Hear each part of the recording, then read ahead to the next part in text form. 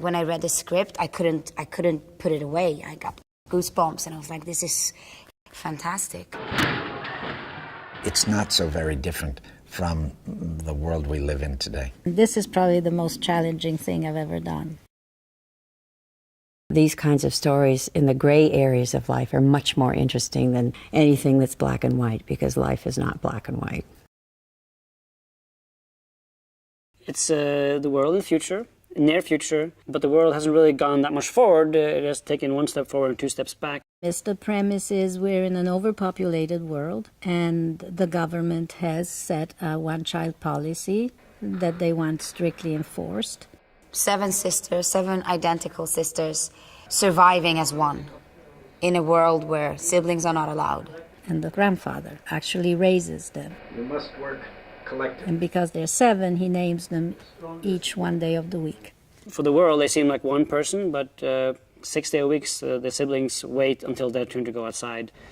And they're confined in this space, in this loft, where, you know, it's their home, it's their sanctuary, but it's also at the same time their prison. So Monday gets to go out on Monday, Tuesday gets to go out on Tuesday, and so on. And our story evolves until Monday night. Monday does not come home.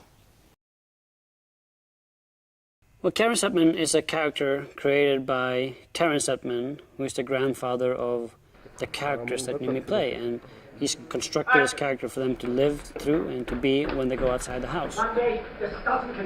That are function as one, and they're completely depending on each other, but they still have their own desires and dreams and personalities. Well, technically speaking, one of us will get to live.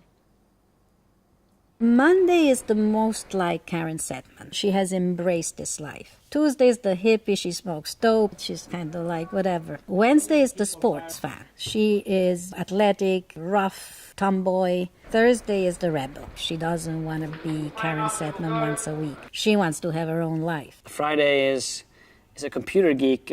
She has very bad social skills. Saturday, of course, she never goes to work. She's always the one who has to take clients out for drinks or meet them in a social setting.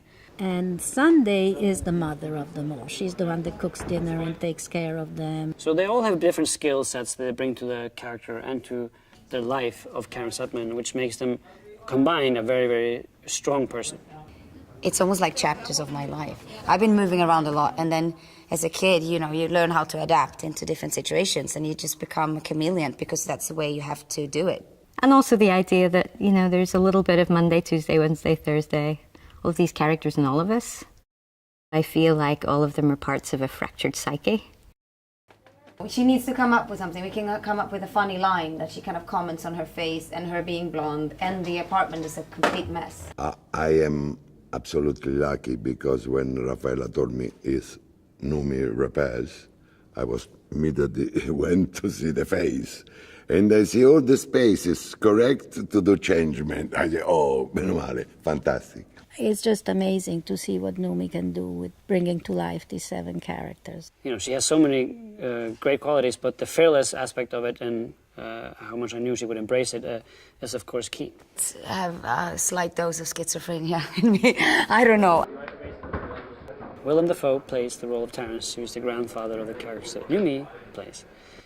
And he is their guardian. He's the one that raises them and teaches them about the world and how to survive. It's an interesting character because he's a man that you're not quite sure where he fits into the world or where he comes from, but he's obviously given everything up to take care and nurture and teach these 7 children.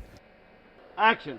Joe is Cayman, Glenn Close's character's right hand, sort of henchman. And he's a child education bureau agent who's chasing down the siblings in film. You got guts. I'll give you that.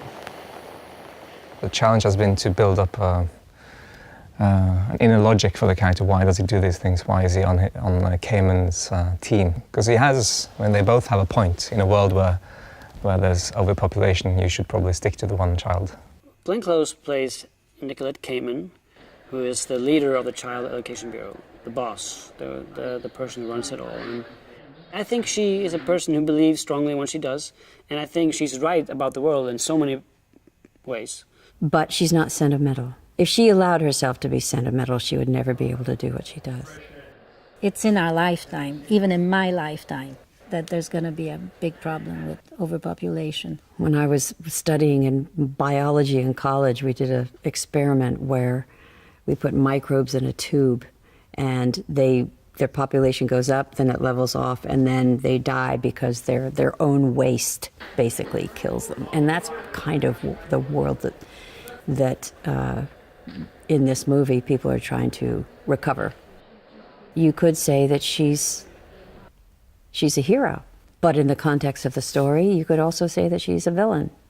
Yes, she has some dark sides to her, but in many ways she's right, which makes her very interesting.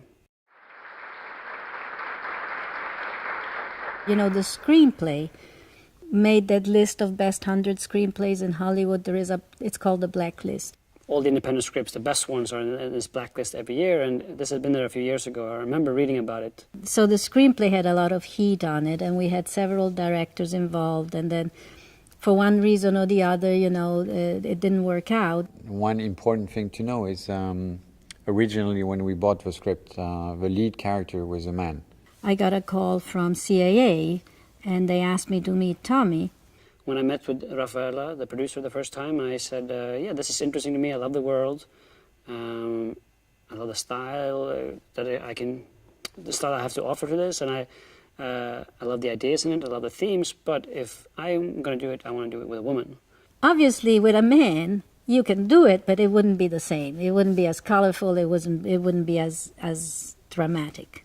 And then Tommy was friendly with Noomi, and then they were talking to each other, and she says, I love the concept. I absolutely want to read it. So we decided to completely rewrite the script for her.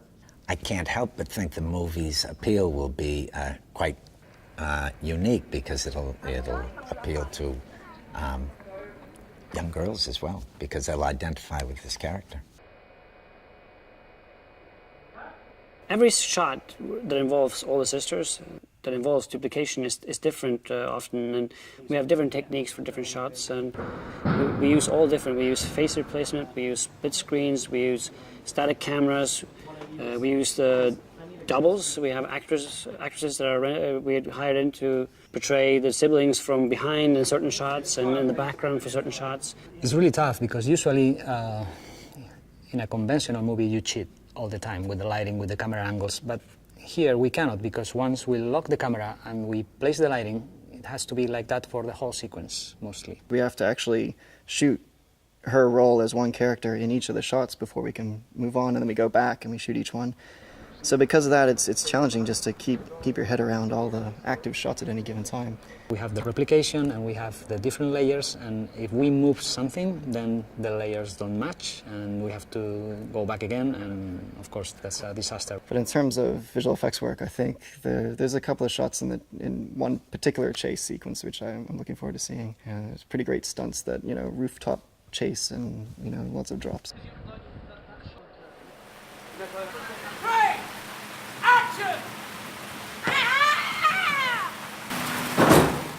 Noomi is very, very physical herself. She's really good. She does most of it herself. It's like the most challenging and difficult thing I've ever done. Noomi's great, because she trains like crazy anyway, and she moves really well.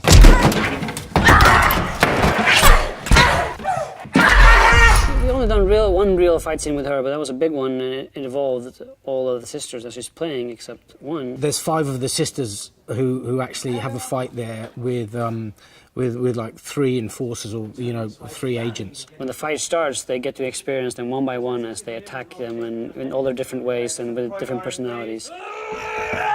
2 of them had certain skills, and the rest of them had absolutely nothing. So it was trying to make it believable that it's not too martial arty, or suddenly like 5 sisters can beat the hell out of 3 guys. And so it was trying to keep it realistic in that respect. 1, action!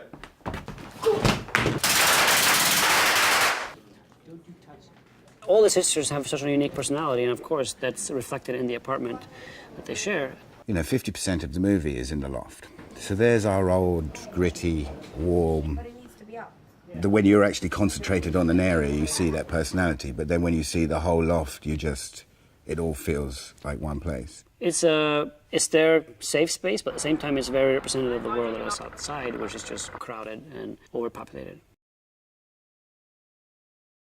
We found some amazing locations that we're going to shoot in, and we're also building parts of it. It's of course the heart of this world in a way, because this is where children are being taken if they're caught. This is where Cayman rules from. This is her base of operation, and it was important that it's big, it's grand, it's unique, and but it should also feel like a scary place to go to. Because of the topic of the overpopulation, with Raphael and with Tommy, we always thought it was important that it remained very real and very grounded.